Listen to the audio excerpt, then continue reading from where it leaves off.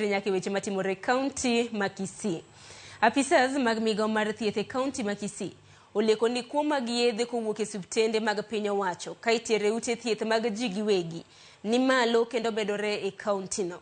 Apisas gimane babele na loso e gwenge ma Megenche, Bumachoge, Burabu okoni gidhi nyime kod timo nonro kendo ji moyud ka riwore e kuo kamano biro yudo kuma ma owinjore. Motelo ne ma gavana e kaunti ma Kisii ne ochwalo siem ne moko kuom jotend siasa ma bende ikoni nitiere mibadhi mag kuo mag yedhe.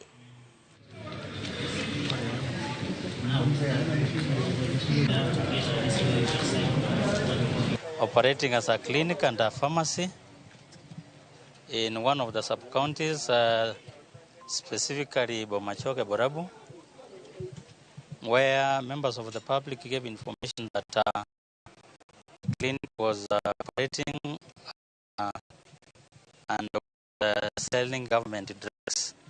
So investigations are going on. We will give more information when the DCI completes the investigations.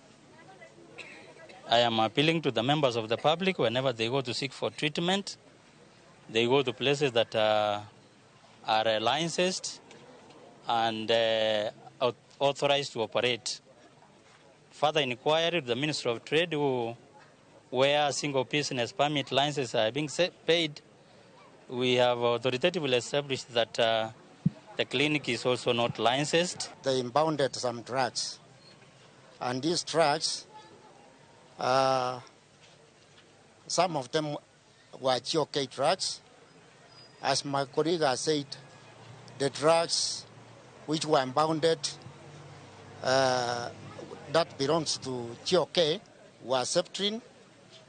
We impounded around 39 doses of Septrin, which is supposed to be at the PSC clinic. Koth mapek ma bende pod medo chue pacho ka medo kelo midhiero mathoth ma uting'o muoch mag tuoche ma ikelo kod lil mar pi. Kaka